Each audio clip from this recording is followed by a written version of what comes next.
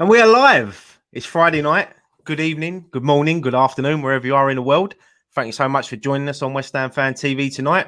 As you can see at the moment, technically we're two men down tonight. Dan's hopefully on his way. But Nicky, as most people know, is not with us at the moment. Well, he ain't fucking dead. It sounded like he was dead, didn't he? Nicky's away at the moment. He's having an operation. So I don't think he's actually had the operation yet. So I spoke to him earlier. He seemed in good spirits. So knowing him, he'll probably try to log on in the hospital bed at some point during the night. So we're expecting to pop up at some point. But as we always start the show, we have a little chat. How is everyone? How you doing, Scott? Graham? I'm good, mate. Yeah, same, mate. I'm all good. All good. Happy to be Just back. jealous of your shirt, mate. Jealous of your shirt. Sour roll, innit, Graham? I told you, get them. But you don't. They're going to sell out, mate. They're like hotcakes. I'm getting one. I'm getting one. People love the old BAC. Look. ABC, sponsored by BAC. That's it. No, it's good to be back on a Friday night. I miss it. We didn't do it. Why didn't we do it last? I was out on the piss. That's why. No, we sort of said because the season's starting and there can be loads of content going out on a Saturday, we'll move this to a Thursday. And I think Nicky forgot, to be honest.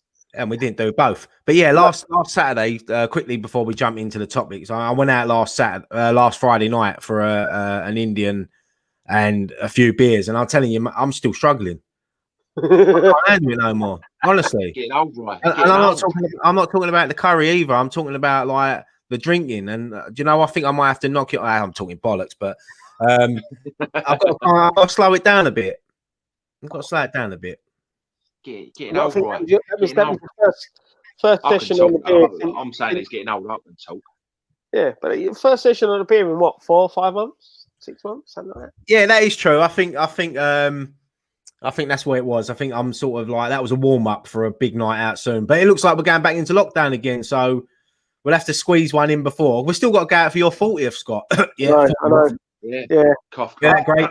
40th. I've still got. How long have I got? I've got 4 years. I got. Well, how old is Ryan? How old is Ryan?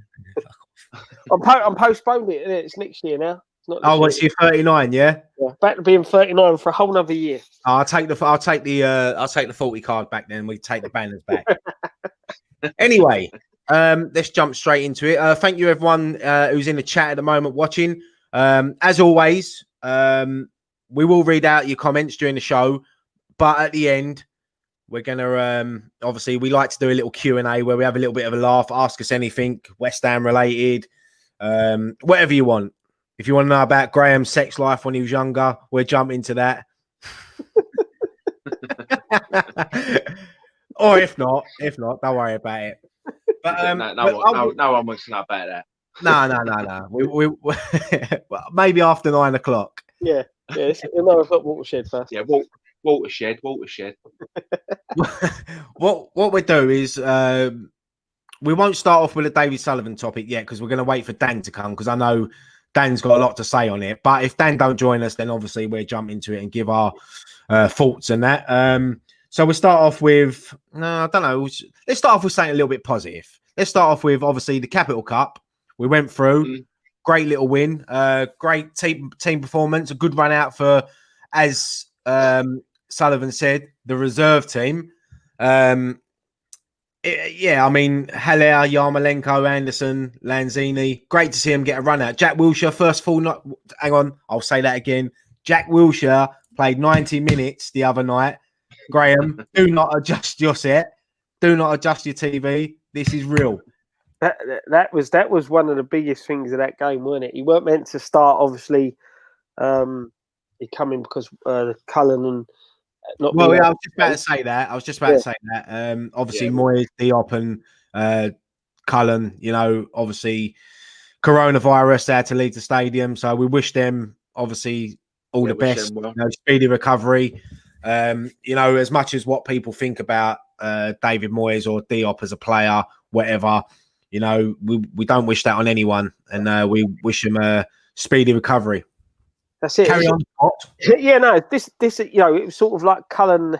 We were all expecting another Cullen show, weren't we? Coming in, showing what he can do. And unfortunately, that happened. And then we get Jack Wilshere stepping into the side.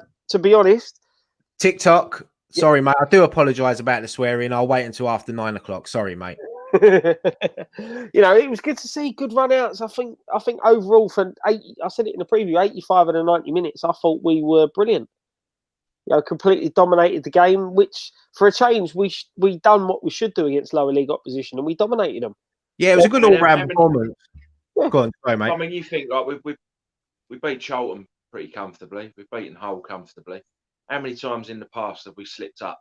Oh yeah. Well, you've only got to go back to last season when we lost to Oxford. We was embarrassed by Oxford. They seem to be taking it a bit more serious this season in the cups. It's going to be a totally different challenge next week against Everton. Yeah, massively.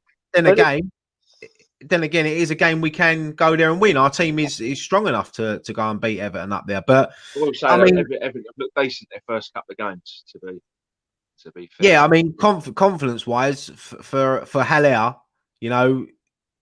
massive. Another 2 goals. He's got to be in contention to start. Yeah. As if you were Haller, you'd hope so, wouldn't you?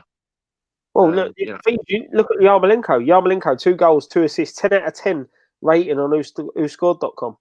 That's a higher to get a 10 out of 10. He and this is what I was saying in the preview. These players now, they can't be ignored. He can't just keep going with the same 11. These players are all right. Yeah, it's lower league opposition. The amount of times I've heard that is pain in the backside. But at the end of the day, you've got to beat what's in front of you. And the fact that we beat these teams emphatically the way we did, go show. To be honest, if we had our finishing boots on, that would have been double figures. I mean, the chances we missed. Yeah, I mean, even when you see Irvine's comments today that he says that Yarmolenko is technically the best player he's ever worked with, well, why ain't he in the first team then? Come on. It hasn't worked out for the first 2 games.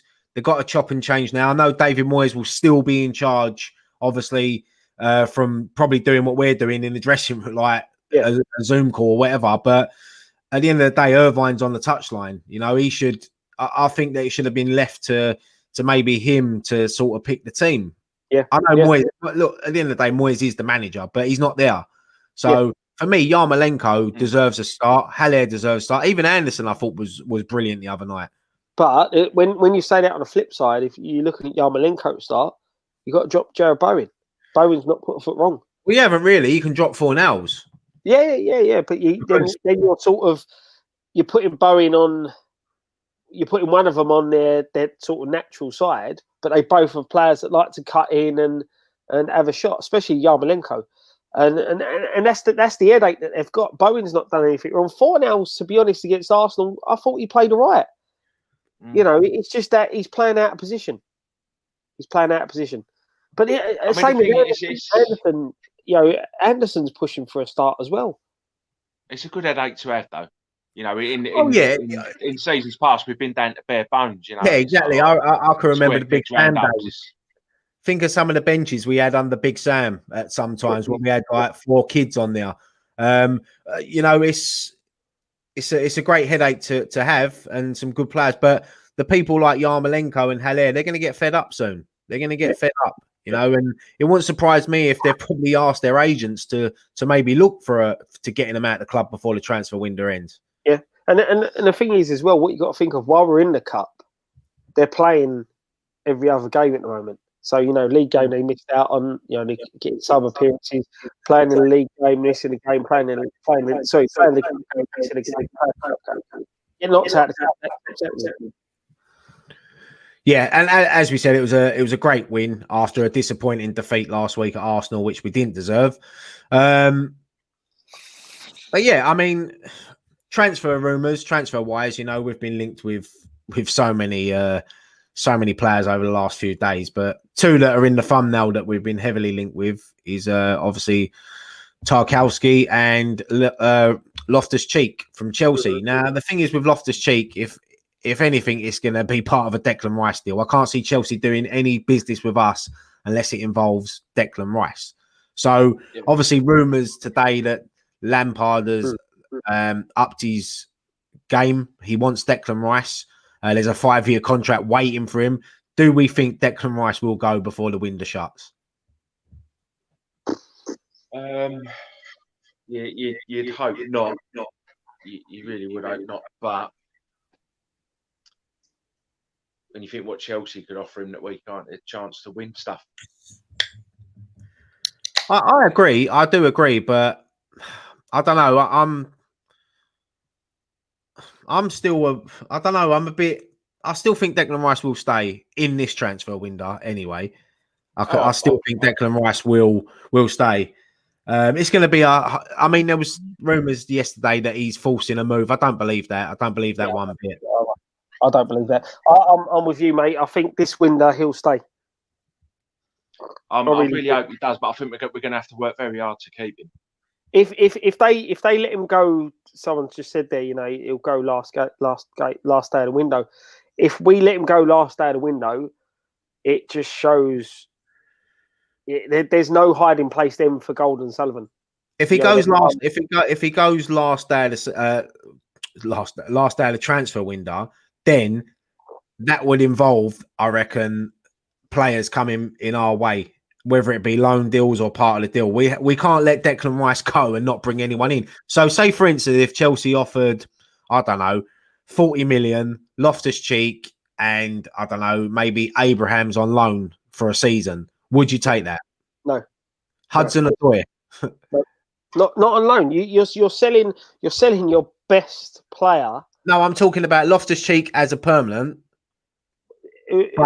Maybe Abraham. Injured. Yeah, I know. Ideally, I'd like to keep Rice. Yeah, we're going to get rid of Rice, get rid of Wilshere, and sign Loftus-Cheek, who's had a serious injury every season.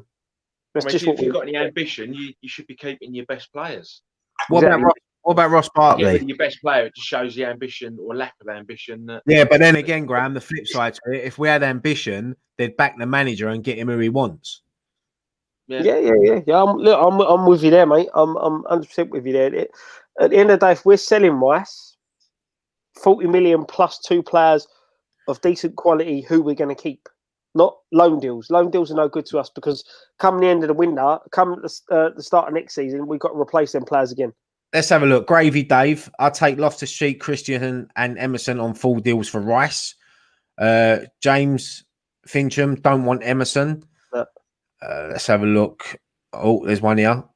Costa Hammer. I'll take 50 million and Abraham. Yeah, I mean, it's... Abraham's a decent player. We need another forward. He could be a good shout to get in. But Matt said he'd rather Ruben Loftus-Cheek than Barkley, but both are good. I agree. Ross Barkley is a good player, and he's someone that I would, if there was any potential of a deal with players coming this way, with Declan Rice going, I'd love to keep Declan Rice and not have no one. I'd rather keep Declan Rice, but I think the closer it gets to the end of the transfer window, I honestly can see a deal. And you know what our owners are like; they're ready to sell. Listen, if they get the opportunity to sell Rice for 50 million, sign 2 players on loan, and Chelsea are going to subsidise their wages, they'll bite their hand off for it. But the problem is 97's just said, yeah, they'll give us Kepa. That'll be our luck. And we'll probably play him in midfield as well. That's the. But that's the problem is that we're letting Rice go, who's our main holding midfielder, who's now getting a partnership in the centre of midfield with Souček. We let him go. We've got no one to replace him. He's right. We should be building a team around Rice, not exactly. about selling him. Yeah. Right. I mean, yeah, Rice was obviously captain last week. Noble weren't in the team. That might be a way forward, saying to Declan Rice, look, Mark Noble kicked up a fuss when we let Diagana go. So if there was any way that if Declan Rice handed down the captain's armband to Noble handing the captain's armband down to Declan Rice was to sway Declan Rice in any way of staying, then I'm sure Noble would do that. I'm confident Noble would do that. Noble loves the football club. Make Noble club captain and give Rice the armband. Yeah. That's it. I agree, mate. It's the way forward. Rice, we need to keep Rice. If we've got any chance of staying in this league this season and trying to move forward, we need to keep him. That is the key. If we come out of this window with him still one of our players, it's been a decent window. I mean, you look at the uproar when we sold Diagana the other week. Yeah. You imagine the uproar if we got rid of Rice and didn't bring anyone in. Exactly, and this is it. This is why we need to keep him. He needs to be, like you said, we need to build a side around him. We need to be looking where we need to strengthen. We can offload. Well, I know I'm saying we offload players, but you've got players. Teams need to want your players, and no one seems to want our players at the moment, apart from Declan Rice. I just think we just need him desperately to stay at the club for at least this season, so we can get out of this situation that we're in. Another player, obviously heavily linked. We've had 3 bids rejected for him. Tarkowski from Burnley.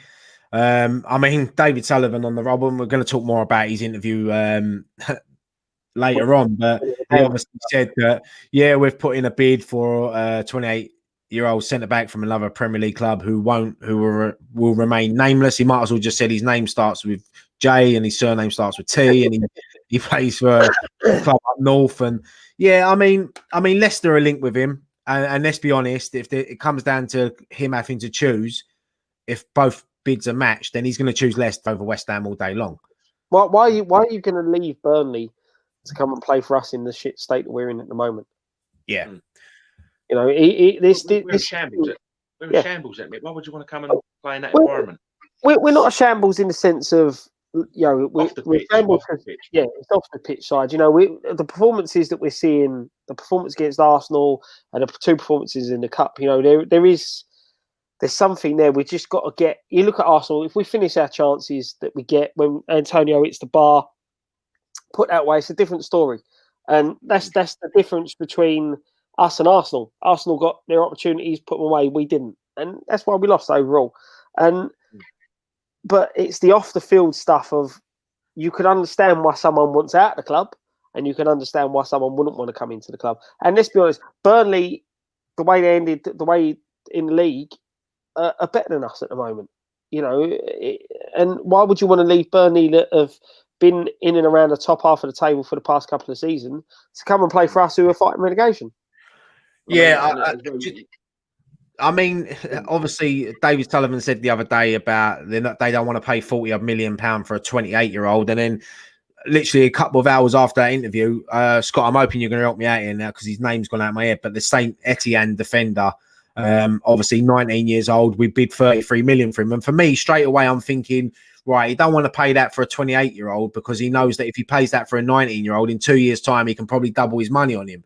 And it's straight away, David Sullivan's thinking of selling this player before he's even agreed a deal with West Ham and played his first game. So, yeah, I mean, I'm hoping someone in the chat can help me with his name because it's completely gone out my head what his name is. But he's the youngster from Saint Etienne. This is where Dan normally. Fofana, that's it. Fofana, Wesley Fofana. Thank you so much, 97. You're a legend tonight, mate. But that's it. That's you've hit the nail on the head. He's thinking about the sell-on value of a player before we've even signed him. I mean, I don't know what era I'm how old I am, because for me, people these days think 28 and you're finished. You know what I mean? Yeah. Even if he signed him for 40 million, 28, you can get 3 or 4 good seasons out of him. It's worth the money. Yeah. That's it, and that's the thing. It's what you know. The thing for me, going after a centre half isn't a priority. You know, yeah, a decent centre half will benefit our back line. We've been saying that, you know, but there's cheaper centre halves out there who, you know, who have been around the block a bit, who you can get in as cover for Bonner and Diop. It's other areas on the pitch we need to strengthen. The fullbacks that we know we've had major problems with. We need another striker desperately. Desperately need another striker. And you know, this is the issue we've got. And if Rice does go, then we need to sign someone in his place as well. Garino 1971 says Tarkowski was always a smokescreen, i.e. we tried. Sullivan has no intention of making a serious buy to support Moyes, just cast-offs and loans, expect Rice to go on the last day of the window. Yeah. And, you know, there's a lot of people, similar things, you know, saying about a smokescreen. And yeah, I agree with you, Scott. I think the priority is not a centre-back at the moment. I think the priority is another striker in and at least another 1 or 2 midfielders to come in. And obviously the left-back position. Yeah. I mean, he's right. It's going to be one of those. It'd be like, well, player rated at 40 million, you offer 20 mil. It just thinks one of those, well, we tried. You know, we've had it in previous seasons. Well, Yeah, it's like me going and looking at Gazette and all that. Oh, we tried, but they come in with ridiculously low bids. yeah, it's like me going and Now look they can say at they tried. a £5 million mansion and offering 10 grand, and then going Mm. back with 20 grand, then going back with 30 grand. Now, and I'm nowhere near going to get it. But You that's can turn around and go, well, we tried. Yeah, we but tried. They didn't want to come, you know. We And tried, that- love. We still got to stay in the flat. Sorry. Yeah, that's the biggest issue we've got. Instead of actually picking players, going out there and saying, right, we need this player for this position, this player for this position. It's just literally right. Well, we've got to show the fans we're trying to do something. So that's right. Yeah, we're going for him. And you know, there's no intention. As I said, the guy come out. Emotions, mate. Just you don't want to pay for it. Emotions. Yeah, just move on. Yeah, if the player doesn't want to come, what are you going to say? Oh, listen, we'll give you £1 million a week to come play for us. Then you just get the player who's just earning the money and don't give a monkey's whether he's playing football or not. And that's the big issue, is that you want someone in who's willing. You look at we signed Sochek. He wants to play.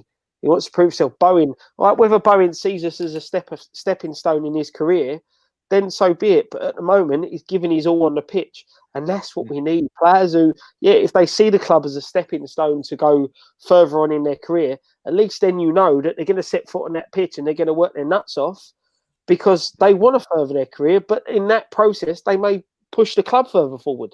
Yeah, they benefits the club. We get higher up the table, then you get other players going, oh, do you know what? Yeah, got a good thing going on there. I want to go there. That's it. You know, you go back to the whole game. The youngsters who made their debuts in the night. Ashby first start. Who's the guy who played centre off? I can't think. Elise, is it Elisa? Elise. So night. Yeah. I thought he was solid coming in, and he come in at the last minute, didn't he? Because of the Diop situation, and then what's his name? The guy that come on left back. Long something. We're not that great with names tonight, are we? Do you know what? No, we're not. I'm useless with names anyway. But he come on. He started a bit shaky. Being sort of chucked on when he did. I'm trying to find his name. Hold on. Well, Joe's chucked one in the mix here. Mario Balotelli on a free as a backup striker. Interest you? Why not? He's proved he can do it in the Premier League. We'll take anyone at the moment. That's it. Yeah, that's it. Is it Longello? Is that how you pronounce it? Come on at left back. Longello, yeah. Longello, yeah. He started a bit shaky because I think he just got thrust in because obviously Ashby got injured. But after that, he settled into the game and he looked really good. So, there's youngsters there now that are going to be pushing for places. I thought Ashby was brilliant before he went off injured. But this is the thing. Will them players flourish or will they just be sold on as Diagana was? Which is the big problem. Another player that was a rumour to be offered to us this week was Danny Rose at left back, and I think West Ham wasn't even interested. So that shows how poor Danny Rose is. For me, I don't know. I don't like his attitude, Danny Rose. I think he thinks he's better than what he is. I think he's past it. So, but then again, when I look at what we've got at left back options, he wouldn't be a bad shout. He didn't. He went on loan to Newcastle last season. Didn't play. Yeah, he done nothing, did he? But didn't play too badly. Well, I'll be honest. I didn't watch too much of Newcastle at the end of the season, and I've always found Rose has got that sort of attitude. And if you watch the sort of Tottenham, the All or Nothing documentary thing, which shows how shit there's nothing on TV, that I'm watching that. But I sort of like them. I like them sort of behind the scene documentaries. I like the City one, so I thought I'd give. I mean, Danny Rose. During the transfer window, there was a funny scene where he comes into the cafeteria, but he sits down with Daniel Levy, and he's like, "Oh, who's interested?" And they say, "Oh, yeah, Newcastle are interested, Bournemouth are interested," and then then Danny Rose has a cheek to say, "What? Milan not interested?" And Daniel Levy went, "Nah, it's Bournemouth," and he sort of just walks off. Like the geezer thinks he should be playing like left back for a top foot, like the biggest clubs in the world. That's the thing.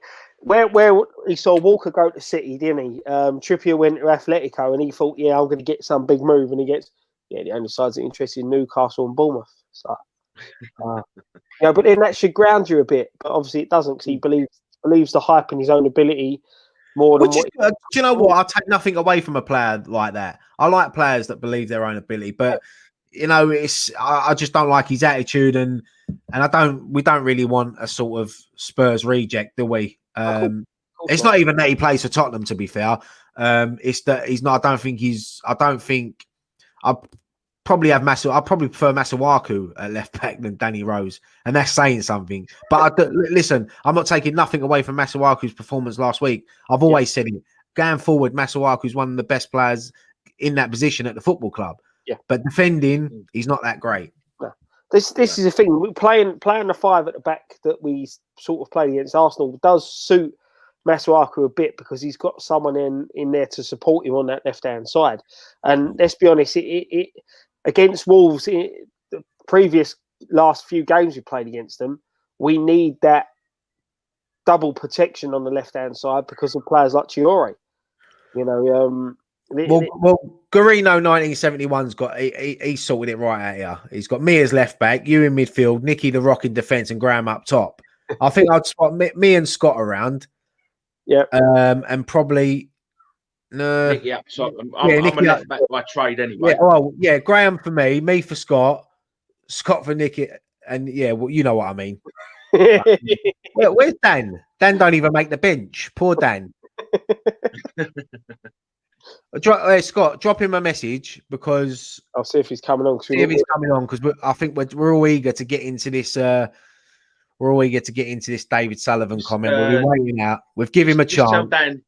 Just tell Dan that it's all about Canning Town tonight. Yeah, this is what we need. Roger's great, mate. We just need 11 Grahams. 11 Grahams. That'd be a very mobile side, to be honest. Cool, imagine that. I'd be mobile. I'd be bloody good in the air, though, mate. Hammers 93. Dan on the Graham 10. Canning Town bench. Fucking hell. What's going on tonight? It's all over the gaff. Don't get our words out. It's all gone pear-shaped.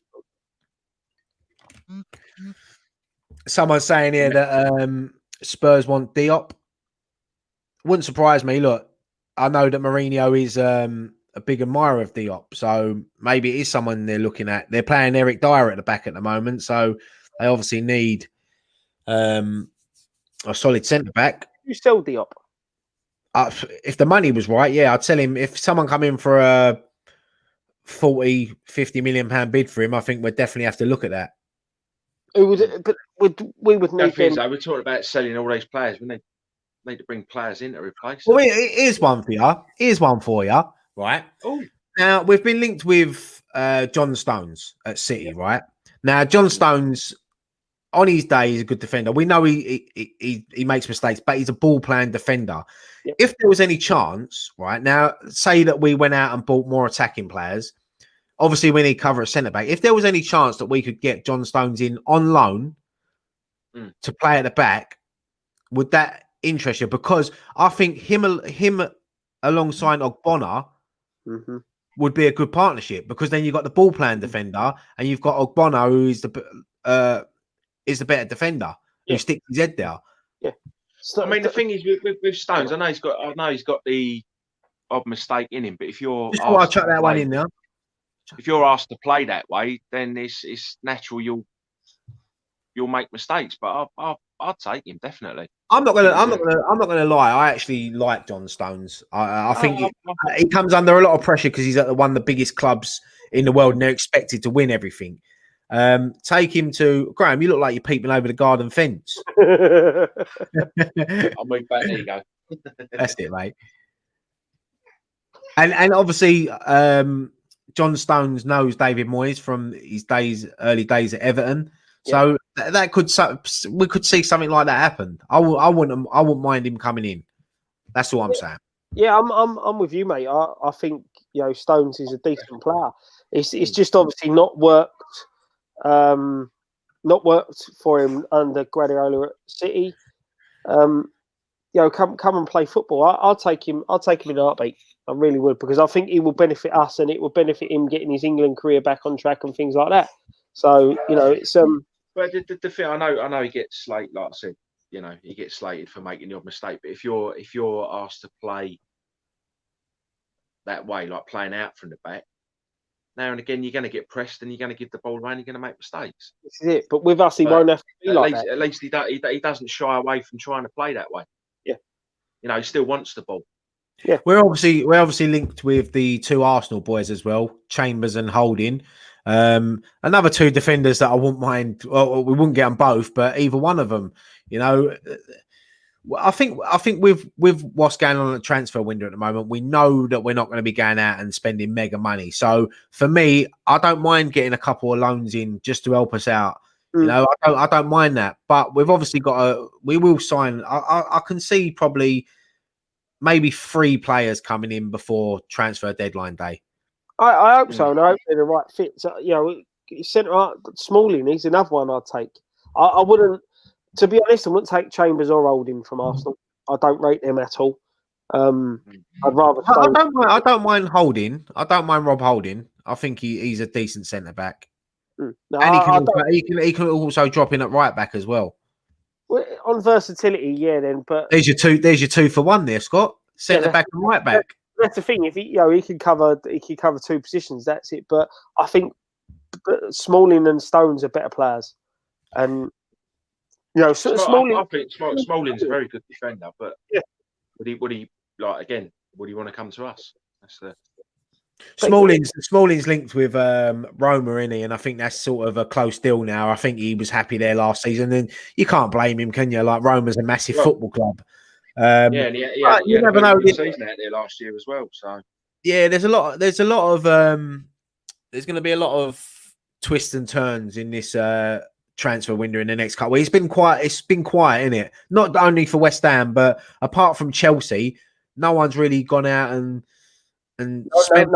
Liverpool signed the Wolves striker the other week, but that's it. It's been a very, very sort of conservative window, isn't it? You know, normally there's 4 or 5 big clubs signing players. It's just they're all little signings at the minute. Like you said, apart from Chelsea. And obviously Jota going to Liverpool, it's all been a bit quiet. You know, and I fully expect it to sort of kick off in the next day or so, especially as the window gets closer and closer to closing. But it just worries me. Obviously, we've been linked with João Mario again. Yeah. I mean, look, when João Mario first come in for us, I didn't think he was that bad of a player. But I think been 2-3 years now since he's been at the club. I don't even know who he went to after he left us. Did he go back to? Did he play for Inter Milan or did he go back there? Or I don't even know. So it's I think we're just getting linked with. I mean, I'm surprised we ain't been linked with Marko Arnautovic. I'm surprised we ain't. Who was that player that we always used to get linked with? What was his name? What one? There's been loads. The one that went to Bournemouth. Oh, what was his name? We always linked with him. But he went to Bournemouth. I can't think of names. Huh? No. I can't think of his name. I wish ex-employee was on tonight's show. Mate, we get linked with so many players. I don't know. It's hard to remember which one's which. Yeah. Went to Bournemouth. Getting linked with players, aren't we? Max something. Nah, it's gone out of my head, mate. I'll die. Someone will know it. Someone's going to pop up in a minute. We do. I barely remember what I did yesterday, let alone who we've been linked with last year. We get linked with a lot of people. Someone said, "What's happening with King? Is he still at Bournemouth or is he gone?" Oh, funny enough. Oh yeah, Max Gradle. Was it Max Gradle? No, I don't know. Max might not even be the name. I don't know. Right, mate. Anyway, I'm making it up. I'm lying. Josh King. He's been linked with Man United. Is he? Yeah. Shows how far that club's fallen. No disrespect to Josh King. In fact, he used to play for Man United, didn't he? Yeah. But yeah, it's do you know what? I think it is Max Gradle, the Irish Coast winger. I'm sure it is. Anyway, we get it's I was surprised. We're getting into the Sullivan debate. Someone's put Max Branning. The big tall. Is anyone over from Dan? Is he coming on, or we getting into it? I've messaged him. I've got 2 ticks, not 2 blue Right. ticks. So, Right, I'm giving Dan 5 more minutes, and Yep. then we're going to go on to the David Sullivan stuff. And I know that the people in the chat are going to get right involved in that. We're going to get some comments up. That James. Let me get this one up. This is a player that we're linked with all the time, Maxi Gomez. I remember West Ham fans, some of the West Ham fan Twitter base going mental over him, never even seen him play, just because we were linked with him. Who was the other one? Carlos Bacca. Carlos Bacca, yeah, who we tried to sign, God knows how many times. Fucking hell.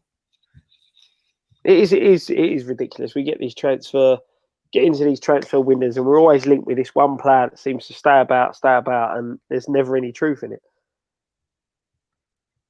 Bacca was the funny one. 1 minute he was coming, the next minute he weren't. The same as who was the one from Sporting? Oh, Carvalho. Yeah, He would have been a decent signing, to be fair. yeah. There's a few that Then Donker turned out all right at Wolves when he. We missed out on him. Mm. This is the thing. I don't think Dan's. Hold on. Surely there'll be a Tevez link against this window. Weren't there one in the beginning of the summer? Yeah. When I'm talking about Carlos Tevez coming back. Yeah, because he said something, didn't he, in an interview or something coming back, but. Yeah, because he said that, the only European club I'll ever play for again is West Ham, because he knows we'll be the only mugs that will pay a 36-year-old like 150 grand a week. I'll take him back. I've got a couple of years left in him. Fuck off, Scott. You wouldn't take him back. I'll take you back. No, you wouldn't. You wouldn't. Well, we You might as well. West Ham next team, are we? If you're going down that route, someone give Paolo Di Canio a call and see what he's up to. Get Ludo back. We'll have Ludo back. Yeah. What about? What's Graham doing? Graham's Gray. What's the matter with your internet? There you go. You're back now. You're back in the room. Oh, what? I've frozen up. Yeah. No, you didn't froze. You started fading away. Oh. Just take. Yeah. I mean, where was it? He was on loan at. Did he go back to Southampton last season? He was at Liverpool, wasn't he? And then they loaned him out to someone. Was it Southampton? I think so. Not 100% sure. I think so. But yeah, he got injured when he was playing for Liverpool, didn't he? I'm sure. Didn't he go Southampton in January? I think so. Yeah. Yeah. Look, the current situation we're in, you got to look at. I know it's horrible to say this because we didn't expect to be saying this, but they've got to look at some free transfers and loan deals. They've got. I mean, if someone said to you now, we're going to go and spend 40-50 million in the next couple of weeks on 2 players and then get in 2 or 3 loans, I think everyone would be. I wouldn't say everyone would be happy with that, but it's better than nothing. But then you don't want to you don't want to bring people in on loan and then upset players that are already there. No, but the problem is you need to bring certain players in to add a bit. Someone's just said there, Scott, that Klein's training with Palace. Well, the way things are at the minute, Palace seem to sign for us, so it'll probably end up going there. But this is the thing: you've got to bring players in to add a bit of pressure, whether it's coming in to take their place or coming in to sit on the bench and try and nick their place off them. This is the thing: if you've not got competition in place, is healthy. They should push each other on. Exactly. Otherwise, complacency sinks in, and this is a lot of the problems I think we have. Certain players are not pushed enough for their place. I agree. I totally agree. There's you do need competition. Every squad, every team needs competition. You have to. Every position should have competition. Every player should be looking over their shoulder thinking, right, if I don't perform, then I'm out of the team. If I don't score goals as a striker, I'm out of the team. But the thing is, I feel a bit sorry for Haller because obviously at the moment, Antonio, what's he got? 9 in his last 9 Premier League games. Yeah. The formation we play, it's hard to drop him. Yeah. It's hard to drop him. But then Haller has got 4 in his last 2 games. So I know it was against Charlton and Hull, but it's confidence. Exactly. And that's it. And that's the thing. Strikers scoring goal breeds confidence. And, we're playing a lot more direct to the striker now. So it may suit James Ferguson's just said, what is the point of West Ham? We've been asking ourselves that for the last how many years, mate? But yeah, what is the point of West Ham? What is the point of anyone at the moment? West Ham, they get under into your heart, and you can't Listen, let it go. it's like a marriage, isn't it, with West Ham? It's like a family. You know, we can sit here and West Ham fans can sit there and we can slag our club off. We can slag the players off. But as soon as an outsider slags them off, we get on the defensive. We defend our club. We defend our players. Just like a family member. You can slag your family member off. As soon as someone else slags them off, you're fucking on their backs. Exactly. That's it. Once West Ham get under your skin, you're theirs forever. Oh, mate, listen, they've aged us all since we've started doing this channel. I mean, I couldn't imagine supporting any other team. Graham's only 18. Look at him, bless him. Yeah. No, So but it's true. I just couldn't imagine supporting any other team. Yeah, Ray's got it there. Look, it's a life sentence. It is. You sign up, but it's the same for any fan in it that supports their football team. You know, it's your life. Good or bad times, you go through it with them. We've had a lot of bad times, especially over the last few years, but we can look back at, you know, so we've had some good times as well growing up as West Ham fans and supporting the club. And listen, we love our football club. It means the world to us. Yep. So the thing is, it makes when we do have the good times, it makes it all the sweeter. Do you know what? I actually, for 9 Wolves 2007, the PMP clip of Ryan talking about John Lennon was hilarious, by the way, on Twitter. Yeah, do you know what, Scott? I forgot all about that. It's good looking back on the old PMP, isn't it? Yeah. I missed that studio, though. Missed that studio. Hey, mate. It ain't been the same since we left there. Beer on tap. Well, not tap in a can, but you know what I mean. As much as we wanted to drink, 5 minutes away from the stadium, it was great. Parking spaces. Don't. To be fair, though, Scott, I still stand by that statement. They could have had John Lennon that day and they were still outpaced us. Oh, massively, mate, massively. It's going to be an interesting game, that Carabao Cup game, because, you know, Everton... I like it when opposition fans come on the channel. Look, James Dunlop, Everton fan. Us Evertonians find it hard over the years, but we stick by our club like you guys. It's more of a religion. And that's bang on in it. You know, Everton at the moment, you know, their fans must be buzzing with what's going on at their football club, the players they're bringing in. You know, us when they signed that Rodriguez, you know, people were saying, "Hey, he's past it. He's past it. He's slating him." Like, it's because jealousy. That's what it is. Because if he signed for their club, they'd be buzzing. And Everton have got Angelotti in charge, great manager. I mean, I remember when we was linked with him, and West Ham, some fans were turning their noses up at him. I couldn't believe it. You know, but they've gone out. They've signed that Allen, the COYI, they've got Calvert-Lewin up front at the moment, a young Evertonian, loves the football club. Must be good times. It must be good times at Everton at the moment. The 2 games they've played, like when I've seen them, like they've looked, and I say I watched the Everton West Brom game, and Everton looked very good. I mean, when you think Everton, the success they had in the 80s, you know, they had a great manager in Howard Kendall. You know, they won a couple of league titles, FA Cups, FA Cup finals. Yeah, and obviously they look. It looks like, you know, they could be. I really think they could be on the verge of the good times again. They look over the road, don't they? They look over Stanley Park and see what's going on at the other side at Liverpool, and you know it must frustrate Everton fans what's going on over there. To see them win a league title, must hate it. But look, they've got a good manager there. They're building a good team. They've got the stadium on the horizon, so it's good times at Everton. And someone's just said there like about Everton, and that's what we want to be. That's what we should have been. That's what we was promised, but it was taken away from us. And look at us now. Richard B says, we spend 100 million, it doesn't work, we give up. Everton just carried on. And that's the difference is that didn't work. It didn't work when they signed all them sort of number 10 players, but they then get a manager in and they have a plan. And now they're investing in their manager who they've got in. You know, Ancelotti's a great manager. They've got him in and they're investing in that plan that he's now brought to them. Ancelotti is one of the best. Yeah. Ancelotti is one of the best. Yeah. Exactly, and that's it, and this is the thing. We got Pellegrini in, and there was still no plan. There was still Pellegrini's like the poor man at Angelotti, isn't he? Yeah.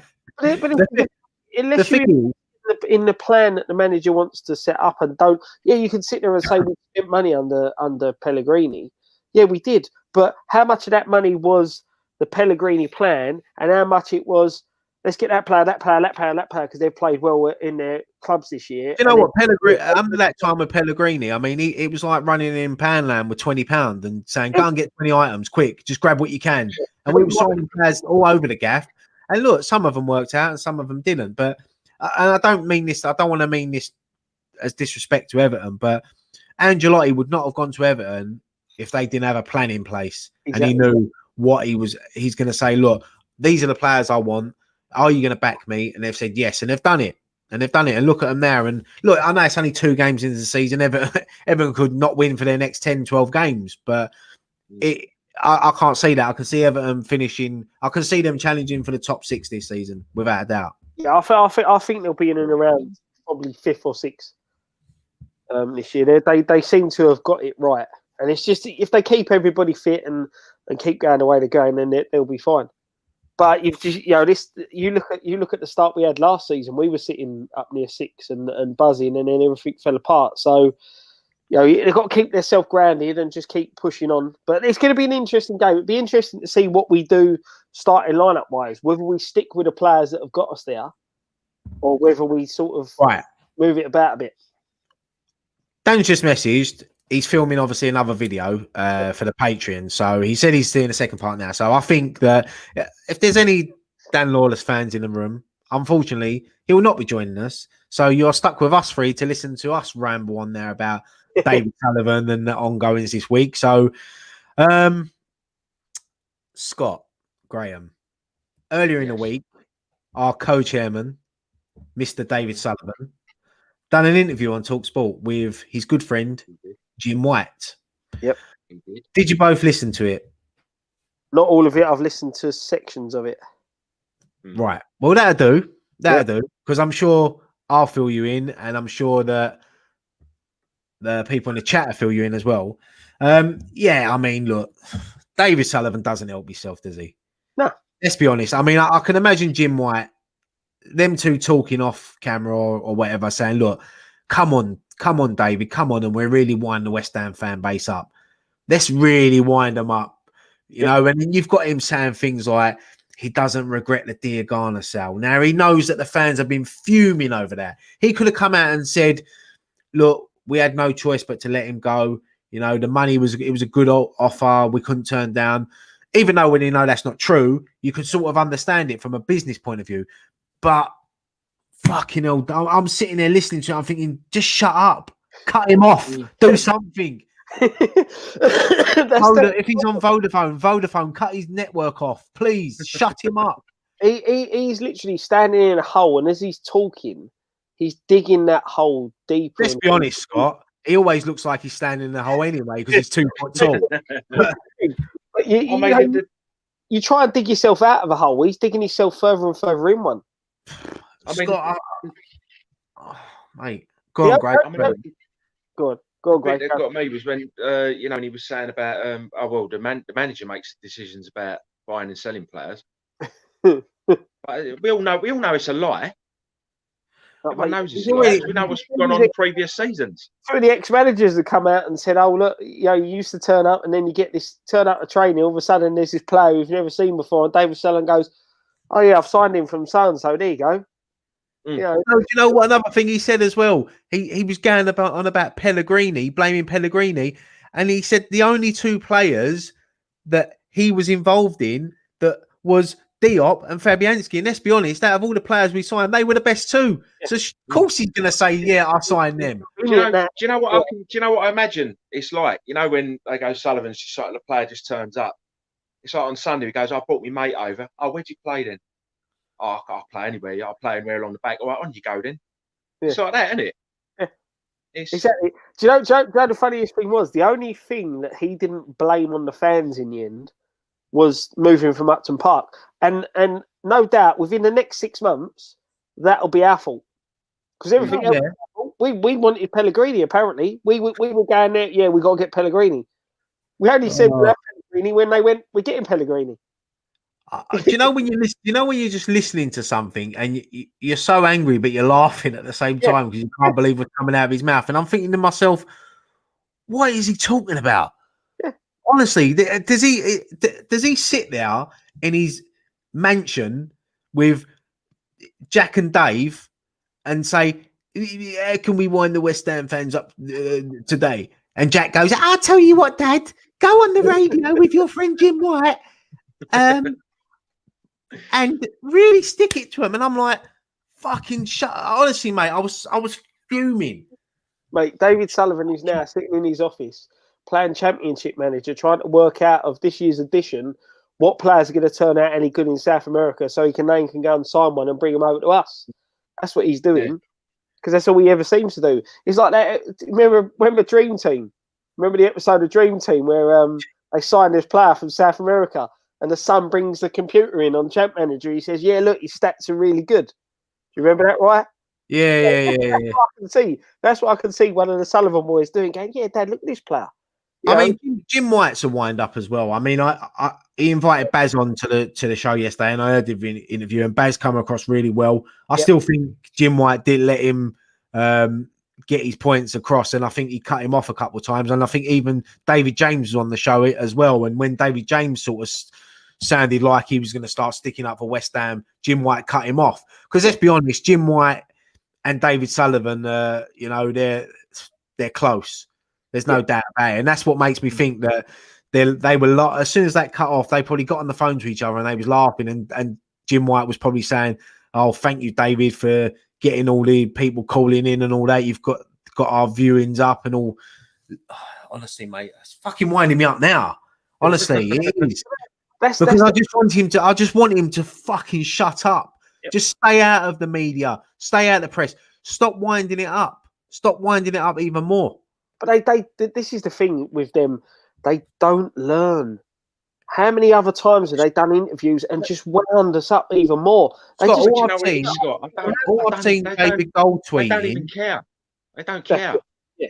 I will stick up for David Gold here because all I've seen him tweeting lately is things about the club, about the team and the players. He hasn't been coming out in the media and all that. As much as he's part of it as well. I'm not saying he's not part of it, but he's doing the right thing.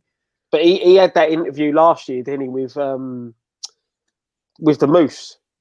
You know, where he's another prat and all. This is the thing. These people just keep their mouth shut. Just don't say anything.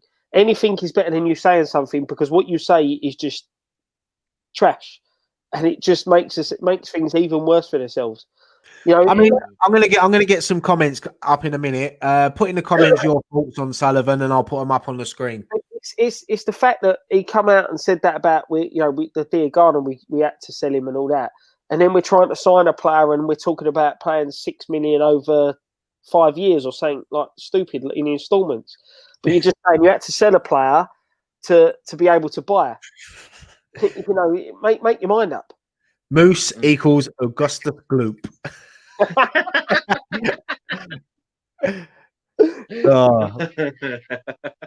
But it's you know, you can't. I just they must live in their own little world where they just don't give a shit. Let's be honest. That's all it is. They don't care. To be honest, mate, I don't think they do. I think he probably gets quite a buzz winding the fans up. Yeah. At the end of the day, all he sees, mate, is his name plastered everywhere, and that's all he cares about. Was Sully standing up or sitting down when he did the interview? I don't think you could tell the difference either way. I just listen. I still see people sitting there saying, you know, they're big West Ham fans. I know Sullivan's not a West Ham fan.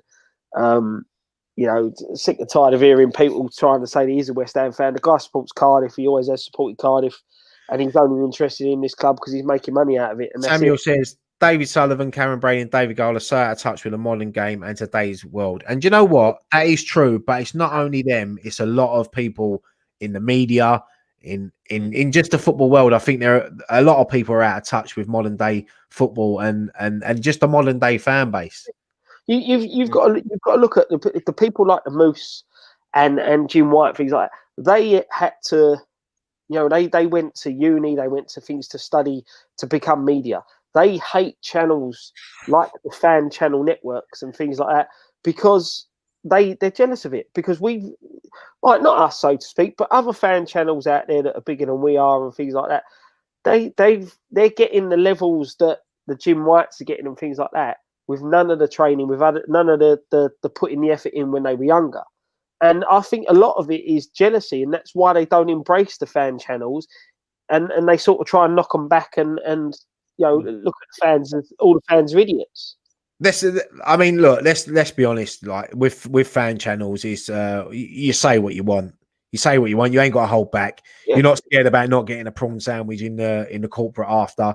The thing is, as well, like, and I don't wish Nicky was here tonight, because obviously he'd probably fucking keel over if he was ranting on about Sullivan tonight. But obviously, I do wish he was here, because I'd love to hear his side of it as well. And I'm sure when he gets back, we will hear it.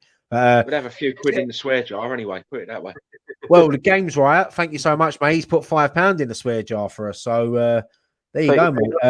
Christopher's got great. I'm going to ask you this question, mate. Why does Sully wear a dead ferret on his head and the Russian army regular? I think probably to make himself look a bit taller. Well, if he wanted to do that, he should dress up like one of the Queen's guards. Get some Cuban heels. It's fan channels over the mainstream media all day long. Yeah, 100%. You know, it's a good thing with fan channels. No, Mark said Sullivan equals wee Jimmy Cranky with his hair. Yeah, going back to the previous question. Yeah, fan channels are, they're a major thing now. And at first, a lot of people didn't like them.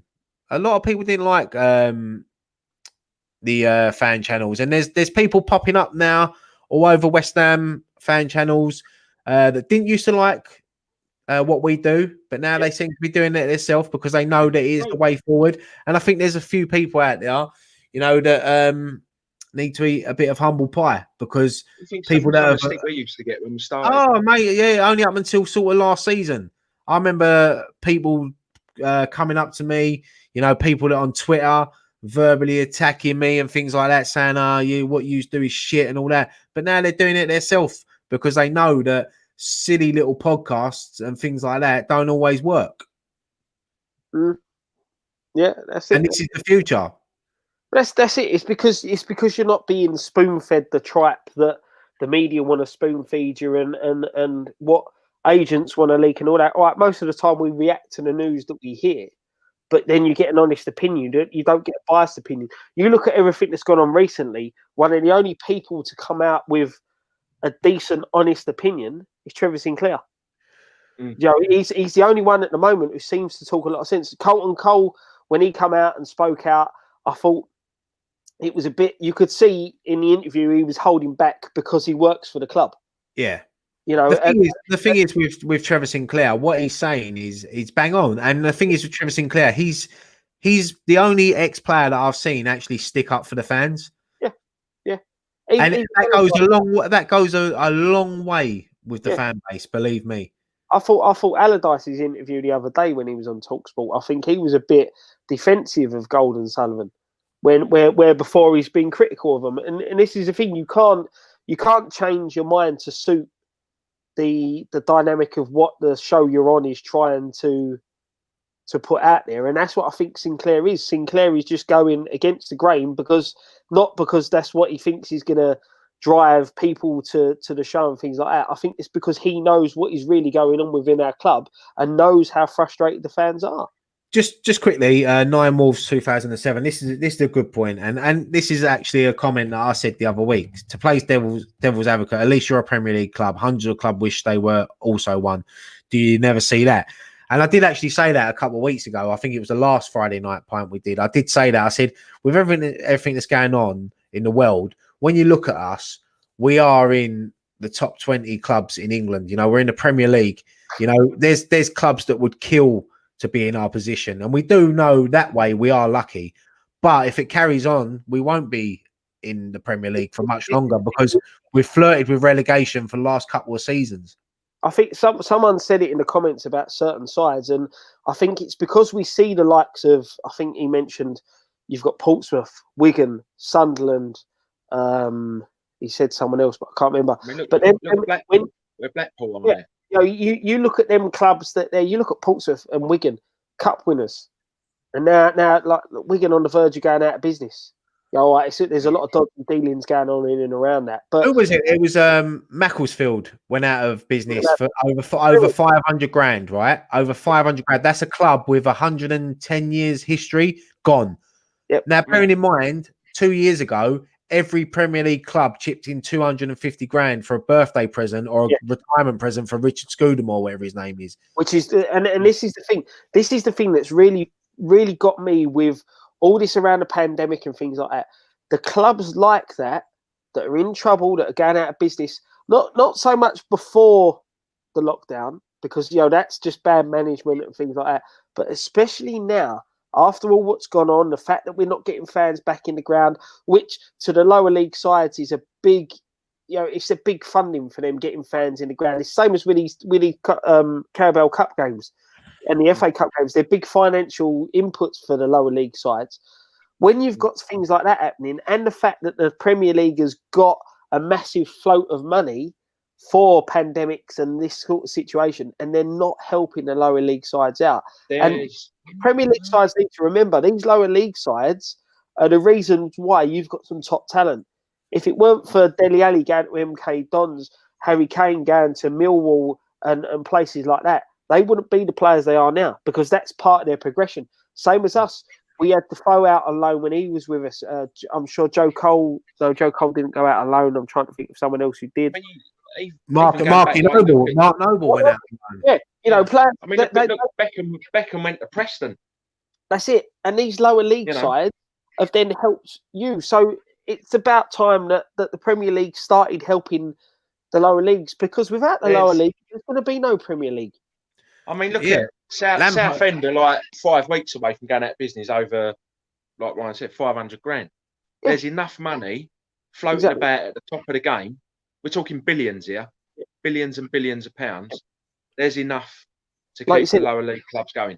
You're giving the bloke a present of 200 or whatever it was £1,000 because he was the one that started the Premier League and all that. And you don't want to help out a side. And that's the bloke who went the year Man U, 1 year they didn't get in the Champions League. He went, this is terrible for the Premier League. No, it's terrible for the Man U fans. It's not terrible for the Premier League. That's not terrible for the other clubs because it gives them an opportunity. Yeah. That's the mentality of the fella. Because he couldn't go and sell like X amount of shirts abroad because Man U weren't in the Champions League that year. Yeah. The money going into the Premier League coffers. And that's the mentality of it.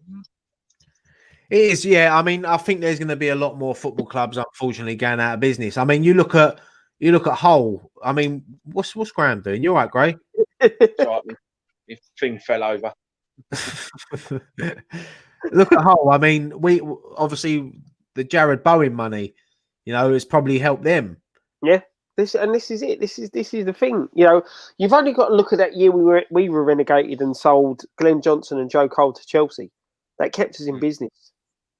And that's the thing. It's sad that clubs rely on that to keep them in business, but you've got to help the little teams out sometimes. You can't just keep taking. Are you calling us a little team, Scott? No, I'm saying about the teams in the lower league.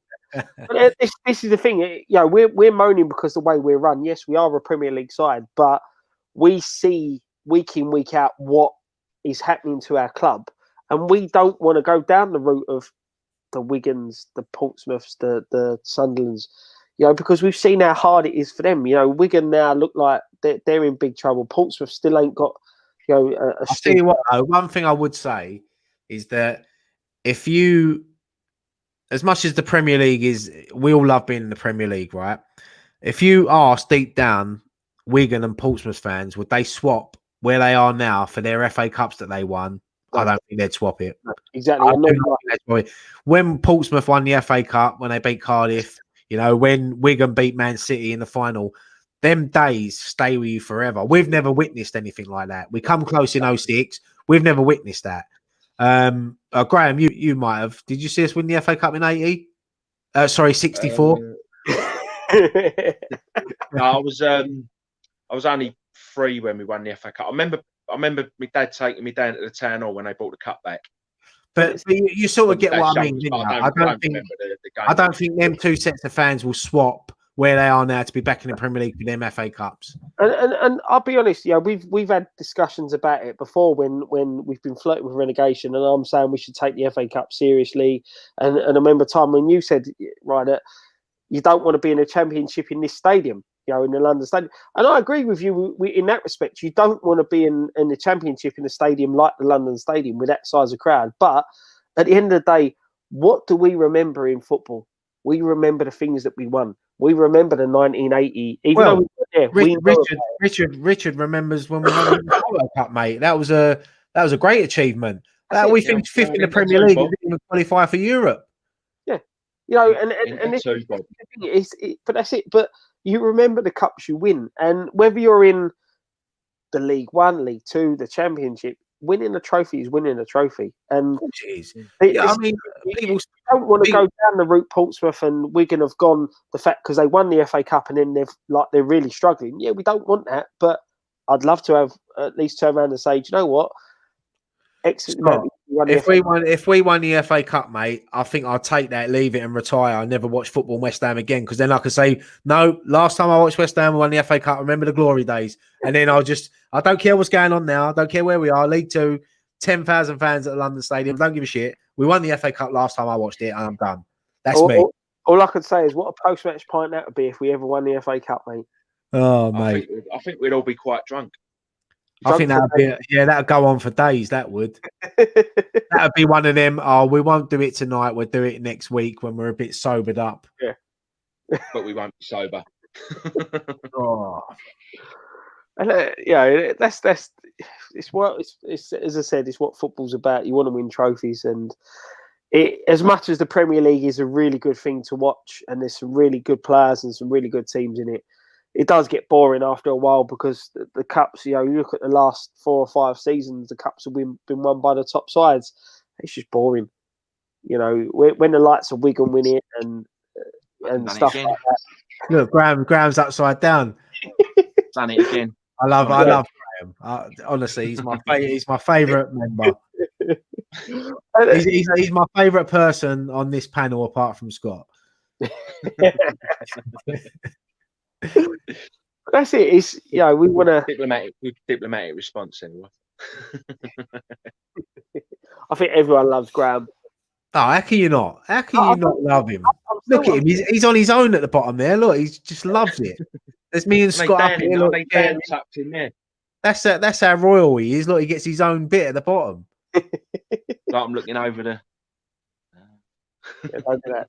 It's a bit scary. That the old eyebrows getting a bit too close to the. I'll tell you what. This is a good. Where has it gone? Sporting Radio. Do you think the Champions League spot for FA Cup winners? I actually do. Yeah. I think because then I think more teams will take it serious, and I think because you give it like you finish 4th and you get the Champions League spot. Why not do it the top 3? And then give the FA Cup winners the 4th spot. It would make the FA Cup much more interesting because more teams will take it serious. Oh, imagine it! Imagine how good it'd be. All the top teams. No one would be putting out weak teams in that. But imagine someone like Fleetwood won the FA Cup in the Champions League. But that's it. See, in a way, yeah, it improves the competition because bigger sides will be going for it. But then it sort of like knocks it down a bit because you're not going to have the shocks and the upsets because that's what I love about the FA Cup. As much as normally it's us on the receiving end of an upset and getting knocked out by a lower league team, but I like seeing League One sides get to the quarterfinals. Hey, Scott, hang on a minute. There's a lot of love coming in here for Graham at the moment. I love Graham's eyebrows. Top bloke. This is a good one. I think Graham should dye his eyebrows 1 blue, 1 claret. If we get to the cup final, I will. Oh, you should do grey. I will. If we get to the cup final, I will. Yeah, and I'm putting the League Cup final in that as well. Come on, West Ham, play your strongest team. If they still had the Zenith Data Systems Cup going and we got there, I'd do it. Do you know what you're saying? I reckon they made a mistake getting rid of the Cup Winners' Cup. Yeah. They're talking about bringing. They're talking about bringing another European competition in. I don't know what's gonna. I like the European competitions when it was. You had the UEFA Cup Tuesday night, the European Cup on a Wednesday night, and the Cup Winners' Cup on a Thursday night. Will Graham ever get promoted? They all used to be on a Wednesday. All three competitions used to be on a Wednesday. Not when I was watching it, they weren't. Great. I'm older than you. Will you ever get promoted to the top row of West Ham Fan TV's post-match pints or Friday night pints? I'm going to make it that next week Graham will be in the top row. What you got to do, Gray? You got to log on quicker than Scott. That's it. Yeah, I was logged on well before Scott. What, hang on. No, it wasn't. I was on. It don't work. It's just me now. Look. hang on. It don't work, Gray. I want to achieve. Right, if I get on the top row, that's it. I can retire. I can retire at it. Once you're at the top row, you know you've made it. You know you've made it when you're at the top. That's why you're playing bandit, Gray, because you can't retire. I'll be like, what's his name off of Dragon's Den, Valentine. Get on the top row, that's it. I'm out. That's it, mate. The top row. That's it. I'm out. Right, we'll get to that time. People in the chat room, get your questions ready. Ask us anything you want. Nothing too personal. Is it gone 9? You've got 20 minutes before you can ask the really personal ones. We don't want to upset the younger viewers. I've got a thing to read out. Someone's just tweeted me a shout out. It's Lee Heisman. He said, as you're doing the pint show tonight, can you give a big shout out to my mum? She loves West Ham and she loves you guys as well. So this is a big shout out to Lee's mum. Thank you so much for all your support and watching us. And thank you for your continued support. And I hope you're a patron. Thank you for supporting us. It's yes, thank you, Lee's mum. No, it is. And thank you to Lee as well. I hope he likes us. He said his mum likes us, but he didn't say he liked us. I'm sure he does. I'm sure Lee likes us. Right, where'd you get Paul Roberts with a classic. How old's Ryan? Graham? How old's Ryan? I know this one now. Ryan is 36. You could have been a bit kind there, mate, but I'll let you off. Well, mate, you're still 8 years younger than me. So you know what? I remember I was watching an old post-match pint the other day that flashed up on my phone. Do you remember when we used to go like that? Lush and Tans. Oh, Lush and Tans. Lush and Tans. Scott, you can have a go at the questions for a little while. Right. Come on, mate. Get them up. Get them up. Let's bear with me. Right, Blank, first up, Mark Ring, DC Souček being captain in the future. If Declan Rice goes, yeah, definitely. All right, Scott, calm down, mate. Well, he's proper got off. He's not even on the bottom screen. He ain't even logged himself for accident. Oh, look, here he comes. Look. Scott's upset. Oh, hang on, Gray. Gray, this might work. Graham's on the yes! What have I got to do? Still on the top. What does Graham got to do to get to the Scott, top? You're such a diva. No, do you know what I did, right? Do you know what I did? I clicked on the question, and as I moved my finger, my second finger touched the mouse pad, and then it swipes you back. So, yeah, sorry. Right. Do you see Souček as being a future? Yeah, if Declan Rice leaves, then yeah, I can definitely see him being a future captain for West Ham. Yeah. But let's hope but let's hope that he's not, and let's hope that Declan Rice will stay and will be. Right, next one. Do you think La Liga should continue some level of crowds for matches in order to generate revenue and keep clubs afloat? Yeah, as long as they were going to trial it. There was like 7 or 8 test events last week that were supposed to go ahead, weren't there? As long as it's safe and they can do it, then yeah, I agree they should. Lower league clubs need the money a lot more than what Premier League clubs do. I'm with you. I think with La Liga football, you know, you've got to say, right, you're only allowed X amount of people in. You've got to put social distancing in place. It's a bit like cricket. You can have fans in the ground, but it's, you know, lower league need money generated in, and I think they should allow people in with certain stipulations in place. My visual word, Graham trained Bruce Lee. Nah, I can't take credit for that. It was Chuck Norris, actually. It was Chuck Norris. More like Bruce Jenner. So go on. I'll share my birthday with Chuck Norris. That's about as much as we have in common. But I just thought I'd put that out there. So if you Google Chuck Norris, look for his birthday, you'll see my birthday. So then all cards, please send them to West Ham Fan TV, PO Box. I'm joking. Just a tweet to do. Yeah, hold on. Lewis Mansfield. Ryan, Graham, we missed your predictions. Where do you think we'll finish this season? I watched that prediction video. Thanks for filling in for me, Scott, by the way, mate. That's right, mate. No worries. You know, I got at least I was the only one that got something right. I got Player of the Year right. I'll be honest, mate. I think you'll probably be the only one who get anything right this year. What I might do is do my predictions at the end of the year, so I know everything that's gone on. But where do I think we'll finish this season? I don't think we'll get relegated. I'll be honest, but I think we're finished. I think we're finished between 14th and 11th, somewhere around there. I don't think we'll be top. I think we're between 14th and 11th. I'm going to go for. I think we're going to bet 14th, 15th. I think. Oh, fuck off, Scott. Oh, great. I think it. I think it'll be like a bit like last season. Like, you know, we look like the trapdoor may go, and then we'll have a little run near the end, and we'll push up the table. I think we'll finish about 14th, 15th. I'm still sticking by what I said. What did you say? 12th.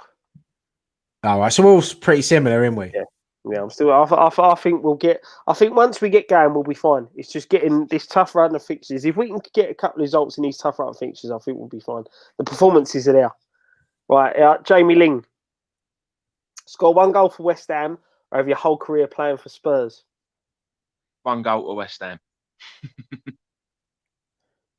Go on, Ryan. Yeah. Score 1 goal for West Ham. Yeah, that's actually a really good question because obviously, score 1 for West Ham. Yeah, I think if I was ever a professional player, I think there's certain clubs that I could never play for, and the Spurs would be one of them, if I'm honest. I don't know if you're professional football, you just go whoever was willing to buy you and pay your wages. If you were struggling on the bench at Bournemouth and Spurs come in for you and give you like double your money, I think you'd go. It depends what you're playing football for. I think your loyalties will go out the window then when they flash the cash. No, I don't think so. I've seen your reaction when someone drops a tenner on the floor, so don't give me that. I tell you, Scott's so tight when he drops a coin, it hits him on the back of the head. You know what? He took 20 quid out of his wallet the other day and the Queen blinked. What is this day like? Ain't that bad. No, he's not, to be fair. No, we're only joking. Scott's very generous. Hold on, I'm still Dan on the other end. No, I'm only joking. Dan, he penny pinches about what was it, Carlsberg to he could Sam Miguel, wasn't it? Sam Miguel, a crisp in his pocket, that boy. True Carrot Blue, would you still sign Jack Butland for when Fab is finished? Oh yeah, definitely. I think what's Jack Butland? He's only about 25, 26, isn't he? Yeah. So. You know, goalkeepers, if they stay injury free, tend to go on a bit longer than outfield players, don't they? So, you know, you get a good few years out of him. And I think he's a good keeper. Yeah, I think he is. He's still at Stoke, isn't he? Yeah, still at Stoke. They've done well to keep hold of him, to be honest. I think they're only touting like about 8-9 million for him now. He was 25 million last season, but I think now, obviously, they're desperate for a bit of money, so it wouldn't be a bad shout. But I think West Ham are in that situation, in there. If they go and spend 8 to 10 million on a goalkeeper when we need midfielders, you know what I mean, and strikers. So the problem is because we've got ourselves in a bit of a situation where we need certain players. When a player like that is available to get, that's the worrying thing, because if you think if things were a bit more rosier in other positions, we could spend the 8 million to go and sign Butland and probably loan him back to Stoke for the season. So we've got the ideal replacement there. Lee Davis says, which West Ham Fan TV member has the highest IQ? I think after tonight's showing, it's definitely not us. I don't know. Nicky's quite intelligent. I think Dan is as well. He comes across as a bit intelligent, more than what we do. So, yeah, I'll probably put myself. I did do my A levels. Here we go. Don't say I passed them, but I took them. So did I. The problem is IQ's hard, isn't it? 'Cause there's so many different ways of monitoring it. But yeah, Nicky's got the he's got a way with words, hasn't he, Nicky? Yeah. See, I'm more of a like a bit of an history geek, you know. Oh, we know that. Yeah, massively So, history geek. Yeah. I don't know what I am. I don't know. I'm not. Yeah, sometimes like when you think things, but you don't know how to put it across. Yeah, I'm like you. I'm better at writing things down, if that makes sense. See, I'm better at saying things. Yeah, I don't know. That's why I'm not a big tweeter on Twitter, because I don't know how to say that again. Tweeter on Twitter. Yeah, tweeter on Twitter. Yeah, that's why I'm quite quiet on there, because I can't get across what I want to say in words. So. Yeah, I'm the same. I don't know, because some people use like proper intelligent long words, and I'm sure they look them up before they say them. But like, yeah, I don't know. That's what happens when you go Eastleigh and you fuck about in class and you don't listen to the teacher. But then again, I've never been out of work since I left school, and I think I've done all right for myself. Yeah.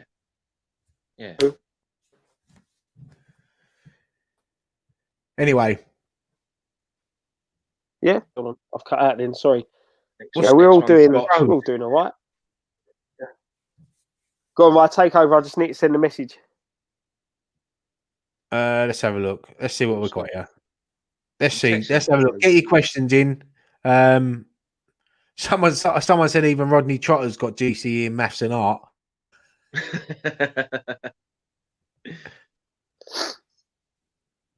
Here we go. One for Scott. Blondes, brunettes, or gingers? You're not talking about biscuits, Scott. This is hard because my missus is my wife's blonde. So. Yeah, exactly. My missus is blonde. She's not natural blonde, but she's blonde. I'm going to say not all at the same time. I'm sure she'll thank you for saying that, Scott, on bloody YouTube. Well done. She won't mind. Yeah, great. She'll be all right. Victor, Cameron Brady or Jeanette Tuff of the Crankies. To be fair, I'd like to see Jeanette from the Crankies and David Sullivan have a little tussle. I'm sure there must be like a specialised site for that sort of thing.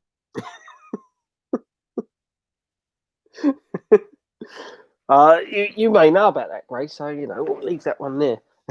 couldn't think of one off the top of my head.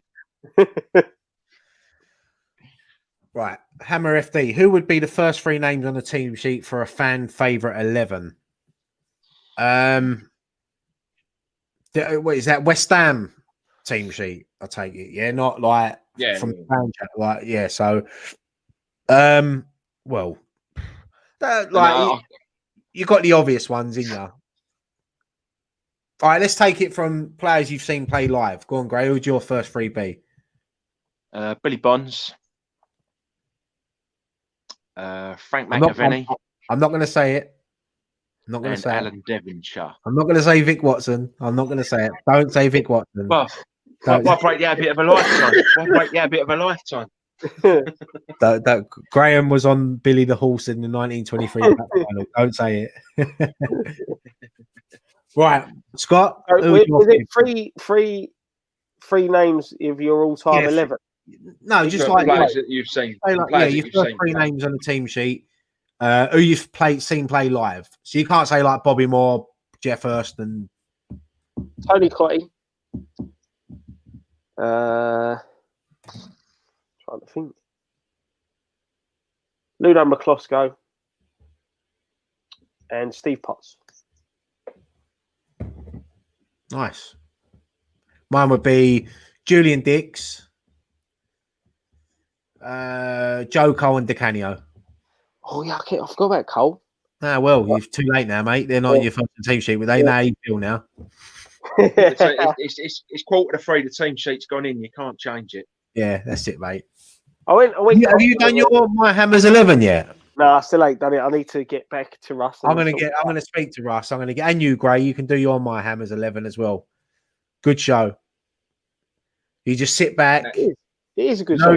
No negative. All positive. You talk about your great memories. Problem I have is I can't remember half my great memories. I had to write mine down. Honestly, mate, I could have done 2 teams, but I was happy with my final team. It is hard to pick the best 11 of players that you've seen. I think it's really hard because certain players you have certain memories for and certain sort of bonds that you get to that player.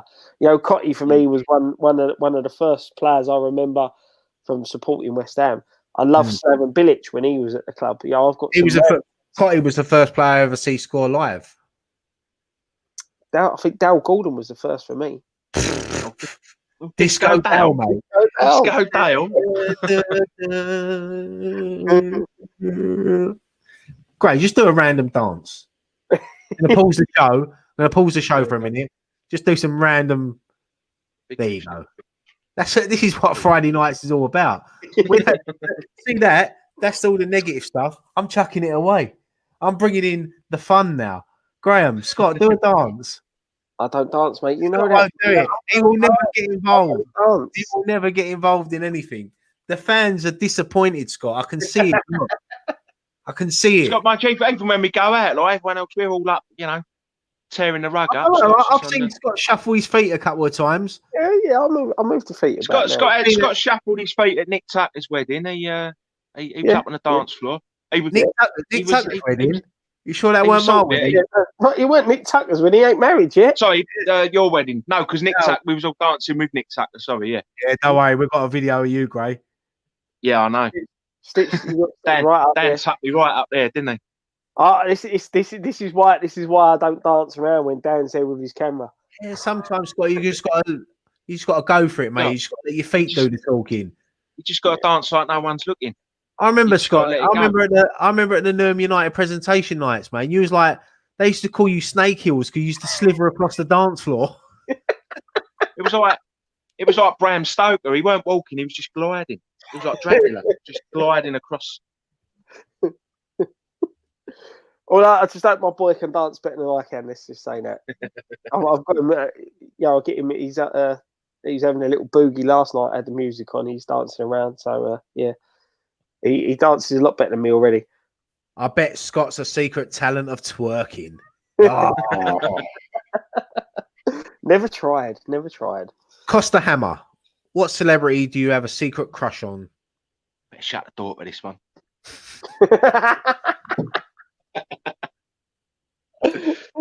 I don't have a door to shut, so I can't. Go on, Gray. No one's listening. This ain't live. I can cut this bit out if you want. No, like Charlie Theron. Not bad. Scott? I'm expecting, but not bad. It's a secret crush. Yeah. That 603 people ain't watching. It's just us three, Scott. No one else here. Just us three. No one's here. Shh. Go on, Scott. I don't think I've got a secret crush on everyone. I think everyone knows. Oh, he's bottled it again. I'm thinking. Let me think. Everyone knows I've got a massive crush on Kelly Brook. Always had one on her. No, I know who Scott's one is. I know who Scott's one is. Kate Beckinsale. I'm quite struggling here a bit. I'll be honest. I'm quite struggling. I'm trying to think. But again, Graham, that's not a secret. Kate Beckinsale, she's a lovely lady. No, ain't a secret. No, it's not a secret one, really. Is it? It's one that, everyone knows that. Well, they do now. What about a young Pat Butcher?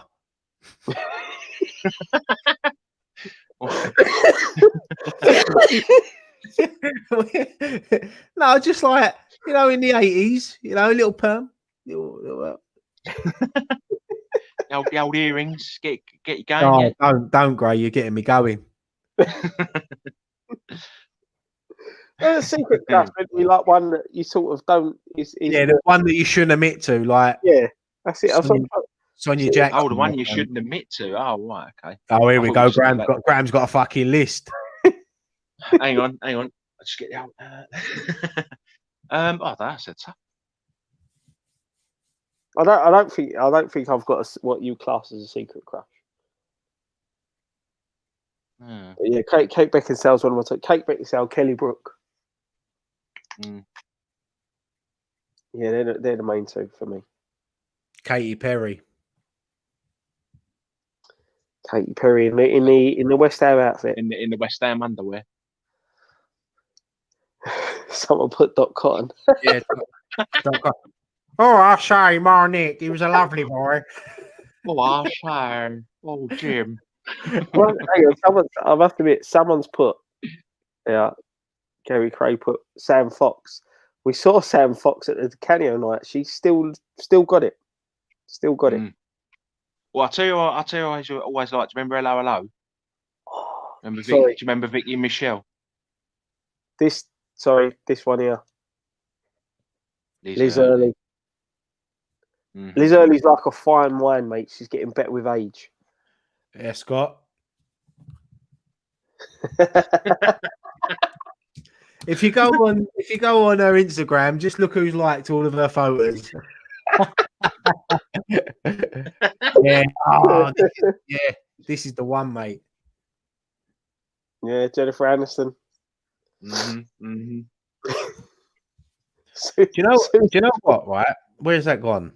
Where's it gone? Where is it gone? Where is it gone? Who are you looking for? Where is it gone? I'll just see someone say Linda Lusardi. Oh, here it is. Ryan loves Pamela Anderson. Do you know what? Right? I actually preferred Melinda Messenger. Pamela Anderson. I can see why. Don't get me wrong. Like as a teenager, Baywatch was like porn. Baywatch was good back in the day. Yeah, Baywatch. No, I mean seeing David Hasselhoff with his shirt off. Oh, great. How did we sleep? Not only that, but slow-mo running. Let's go. Knight Rider's got his tits out. Well, I think we should get back onto some West Ham related stuff now. Yeah. So, Brady, yes or no? I'm joking. Oh, fuck. Listen, I missed this on a Friday. See, we only had one Friday night off, but I've missed this on Friday night. I thought you were going to say we only have one Friday a week. I was trying to see, because someone's just said, I see it flash up earlier, going back to serious stuff now, because we are a serious channel, you know. We have to be serious. Someone's X was saying, I'm just going to look now. X was saying something about Declan Rice. Let me have a look. I don't know if someone was having a little bit of a wind up. Yeah. So talk amongst yourselves. Someone's put X. Rice to Chelsea a done deal, and he's put nope, no bid has been submitted yet, and therefore no personal terms agreed. Although I suspect a bid could be imminent. Yeah, I think they are. I think they are going to be bidding. Yeah, I think Chelsea were sort of pretending. I think they were pretending that they didn't have the money or something like that. What are you laughing at? Just Neil Walker. Sorry, I know we're trying to get serious. Your children's cartoons characters, I think Graham would be Mr. Bean. sorry, go back to serious stuff. Sorry. Mr. Ben was good. Yeah, Mr. Bean. I love Mr. Bean. Who would you be, Scott? I reckon you'd be like Jimmy Neutron or something. Joe, no, Johnny Bravo, wasn't it? Johnny Bravo. I think I'd be like fucking Ralph Wiggum or something. I reckon it's got to be like Ren and Stimpy or something. No, Rocco's Modern Life. Rocco's Modern Life. Rocco's Modern Life. Go on, Scott. Serious again. Yeah, it's because the people in the chat are too good, man. I keep seeing it, and they keep bringing up all good things. Like that's why I love the chat room. Yeah, I love the chat. I love keeping my eye on the chat. I've got one eye on the screen, one eye on the chat. It's no, if you go Yeah, I fully expect it to be a bid, but I think we'll knock it back. I really do. I don't think that they could afford to sell Rice now. I just think it would be, there'd be a riot. There'd be a massive nothing's impossible with them owners, mate. It wouldn't surprise someone put Ryan would, Ryan would be we're hoping they won't, and you'd say, oh, why would you want to sell your best player right at the end of the transfer window? But like we say, making me phone, making me phone get angry. No, but you wouldn't put it past them, would you? No, exactly. That's the thing. It wouldn't be a surprise. Yeah, we've got it. We've got history, haven't we? We sold Hernandez when the window was shut over here, so it just doesn't surprise you. Anything to be fair, mate, I'd be more surprised if they didn't let him go. Yeah. Andy, who would win in a fight, Super Repka or Julian Dix? Dix all day, innit? Oh, mate, Dixie wouldn't even have to get out of his chair. Repka's a bit of a nutter, but nah, Dixie, mate. When you see him go, and he's one of the most quietest people. Like when you meet him in real life, he's so quiet, down to earth. You wouldn't expect it from him. I'll be honest. I wouldn't want to mess with Repka though. No. Yeah, Gray. Snog, marry, avoid. Peggy Mitchell, Pat Butcher, or Doc Cotton. Here we go. Probably marry Peggy. Snog Pat. Sorry, Dot. Whoa! Hang on. That means you're gonna avoid Pat. No, Snog Pat. No, you. Whoa! Hang on. Let's go back. Marry Peggy. You change your mind. Don't change it again. Say how you feel. Marry Peggy. You said then I said sorry, Dot. Oh, sorry, Dot. Oh, yeah. Oh, sorry, Graham. I apologise. I retract my previous statement. I would. Yeah, I think I'll be the same. To be fair, I don't know if I could be married to any of them. I'm going with Graham. Same as you, Gray. So we're all going for the same then, yeah. Yeah. There's a lot of fighting talk here, but who would win the fight, Nicky or Robbie from Arsenal Fan TV? I've got to back me mate, and I Robbie all day long. No, Nicky will probably win, but if Robbie started beating him, I'd come from behind the tree and hit Robbie with a stick and say, "Get off my mate." Be going, leave him alone. Yeah, get off him and I'll scratch him. I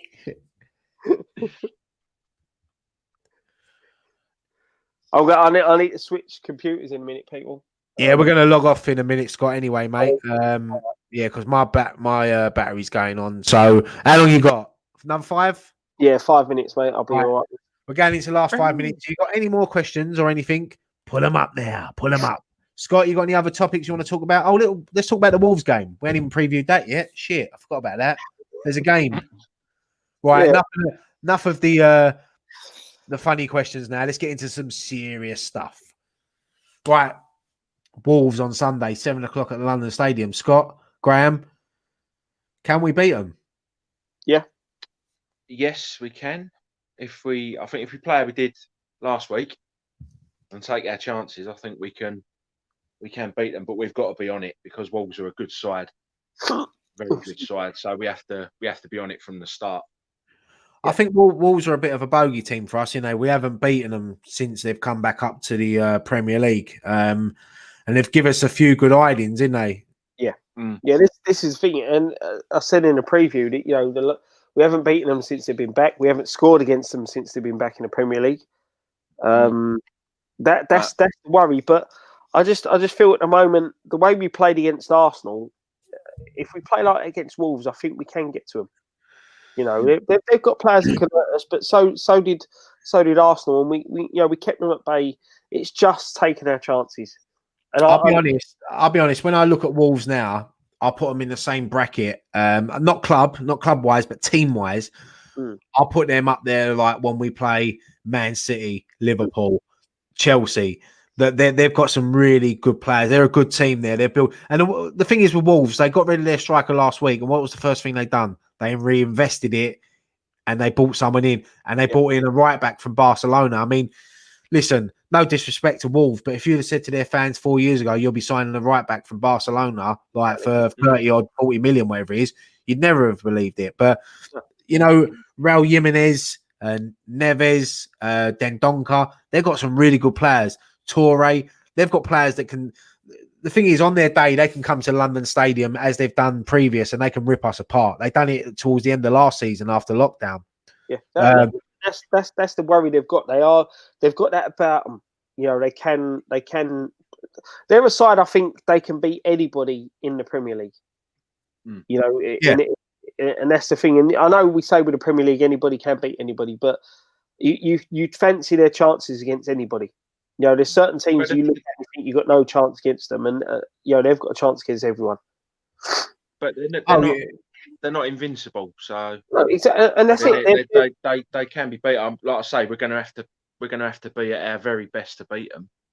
You've got if we play how we did against Arsenal and take our chances, then we've got a good chance. But they're a very pacey side. Let's go into the sort of team you want to see then. The thing is, I've got a feeling he's going to stick with the same team that started against Arsenal. Barring Diop. Yeah, but obviously barring Diop. I think he'll play the same formation and probably bring in Balbuena for Diop. Yeah. I'd like to see him have a little bit of bollocks about him. It's past 9 o'clock now, so I can say that. I'd like to see him have a go at Wolves. Because, look, last season when we played them after lockdown, okay, they beat us. Was it 2-0, wasn't it?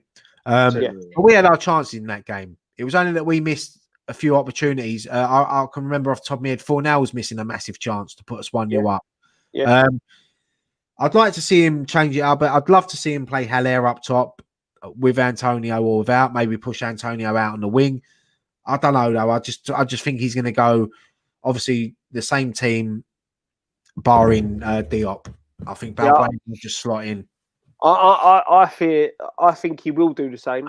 You know, I think there's players there that need to be given an opportunity now. They've proved it against the lower league side, so they've got to be given a chance. But I'm with you. I think Balbuena will be the only change. I think you'll continue with the rest, and I think we've got to deal with Torre more than anything else. He's the one that causes problems game after game when we play against him. And I think we should take the same approach we did with St. Maximin and just try and, you know, let him know you're there every tackle, give him a dig, you know, catch him when you're winning the ball. He is strong and powerful. I don't think giving him a dig's really going to work with him. But you've got to let these players know they're there. They've got to have that in the back of their mind that they're going to get on the ball and then they're going to get it. Because if they don't, you're giving them free will to do what they want.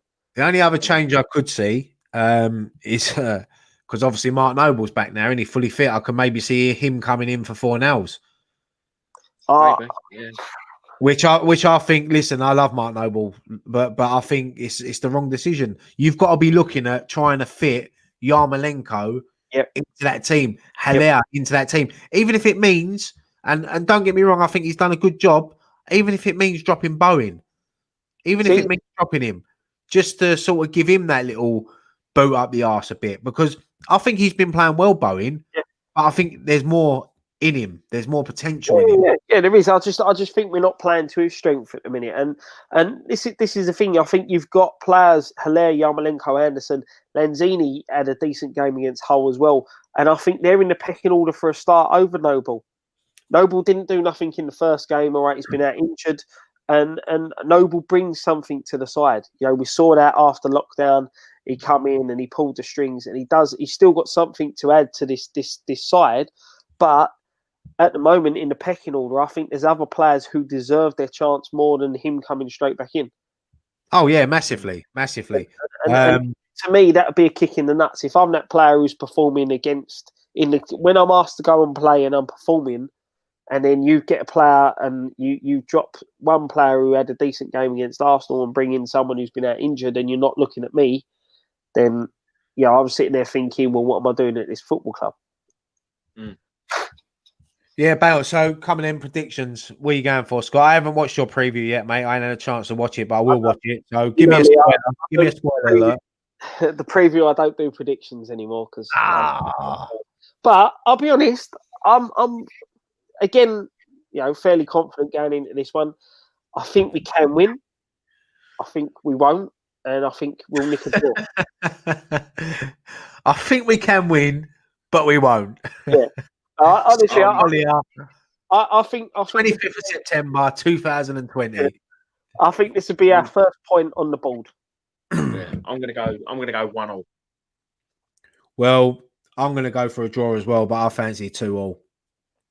I will say though, whatever team scores normally in the last 6 fixtures, first team to score wins it. Every game has ended either 1-0 or 2-0. I don't think there's been a draw in the Premier League yet, is there? I don't think there's been a draw since we've been back. Is there? Or there might have been. I think there has. Yeah, so if you're a betting man, a win to 0 for either team is the bet to have. No, there hasn't been a draw. No one. There's not 1 point. There's either 6 points, 3 points, or no points. I'm sure. Yeah, there's been no draws. So this could be a weekend for draws. Yeah, this would be the first one. It was goals galore last week. This week's going to be the ball draws. Yeah, all 0-0s. But look, we need to get some. Even a point on the board because we've got some. I don't even want to think about the games we've got coming up. We've got Leicester, we've got Tottenham, we've got City, we've got Liverpool. We need to get. If we can get through them games and have at least 5 points on the board, and that's asking for a lot. 5 points, that'll put us in a good position because I can't see many teams below us sort of like picking up that many wins as well. So it'll make this run will make the Fulham game massive. Yeah, but I think there's a lot of comparisons with this run we've got now. We was promised next level, and we're sitting here talking about the Fulham game's massive. But there's a lot of after this run of games. And then the run of fixtures we had after lockdown finished, and we scraped the results there. So the performances are the key. That performance against Arsenal gives me a lot of confidence going into Sunday's fixture. Yeah, let's just hope that they continue pick up from that game. We should have. Look, we all know it. I think even some Arsenal fans will tell you we probably deserved it. But at the end of the day, the only stat that matters is the score, and they won it. Yeah, but this is interesting. Stevie C, what's the update to the COVID test done last match day? Now, this is the thing with Moyes and the other Cullen and Diop testing positive. Have the whole squad, the rest of the squad, been tested, and have we got the results back yet? That's the real. Yeah, I think they would have been. I think they would have been tested. They wouldn't go ahead with the game if there was any problems. Well, I think that Diop and Cullen are showing no signs, but they have to obviously isolate. Yeah. David Moyes, I read today, has actually had another test and has come back again as positive. So, but he's okay. So, obviously, they've got to self-isolate, you know. Yeah. It's like they say, some people are affected really badly, other people get no more. They're not affected at all. So it's it's bad they've got it, but let's hope they recover quickly and nobody else goes down with it. Irvine's Claret and Blue Army. That's it. One game. Yeah, I think that's it. You got anything else to add to the Friday Night Pint show, Scott? No, mate. Lucky you didn't have a skirt on there, mate. We would have seen everything. No, I got a pair of shorts. I've just had to move. Been sitting on my leg and my leg's gone numb. Yeah, I know. I'm fucking dying for a week. Oh, look, David Moyes on the telly now. What's happening now? Nothing. I always have Sky Sports News on when we do this because I always want a nice little bit of breaking news to happen so we can just say it live. You know, like when the Diagana thing happened. Yeah. I felt like it was like proper like Sky Sports News shit when that was happening. It was all going. I got pie, chips, and beans for dinner. Just throwing it out there. What a way to end the show, mate. Great. Why don't you bring it up and watch it? Let's watch you eat it. In fact, look, I'll just put you just on the screen and everyone can watch you eating your pie, mash and beans, whatever you got. Gray, you got anything to add apart from your dinner? No, I think we've pretty much covered everything, haven't we? Yeah, I think that's it, mate. Obviously, yeah, hopefully we'll hear more from Nicky tomorrow. Fingers crossed. See how he is. Hopefully the big man's doing well. Dan is obviously filming the Premier League prediction show with Jace for the Patreon. So if you're not a Patreon, sign up and you can get to watch that. Good little show that they do. Obviously the four of us will be back next week. And yeah, it's been a good show. Been a good laugh, Graham, innit? We've had a laugh. It has. We've had a lovely time. We've had the negatives. We've had the fun. We've got that when you leave a party. We've had a lovely time. Thanks. Yeah, but there's always someone crying at the end of a party, so no one cries now. That's Dan. He didn't come on. He didn't get his chance to come on and rant. Yeah. But no, look, as always, thank you everyone in the chat getting involved tonight. Really enjoyed it. Enjoyed the questions, the comments. I wish we could read them all out, but obviously they fly up so much when you got, like, I think with all the people watching, everyone's timing at the same time. We're just trying to pick them out, but no, it's been enjoyable. Enjoyed it, and yeah, happy days. Happy days. Yeah, don't forget, hit the subscribe button, hit the like button. I don't know what that gets us, but Nicky always says it. Hit the like button. As I said, the Patreon, t-shirts, there's loads of stuff. It's all in the description below.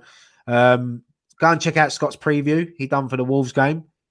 He's just told you the result, but he didn't do one. But he'll give you his thoughts. We will be back on Sunday for watch along. Yep. Fan cams, post match pint. Are you available Sunday, Gray? No, it's my mum's birthday Sunday. I'm going over there. My mum, dad's for dinner. Okay. Well, thank you for letting us know, mate. So it'll be me, Scott, and Dan, and I'll try. I don't think Nicky's going to be available. I don't think he'll be available, so I might try to get someone else on. We'll bring on a substitute for Graham. Special guest. We'll get a special guest on, but yeah, I'll end it there. Rambled on now for an hour and 50 minutes. Enjoy yourself. Very much. Good fun. Good fun. Good As fun. Always. As always. So we'll leave it there, Graham. There's only one thing left to say, mate. Come on. Go on, Scott. Awkward wave, Scott. Do.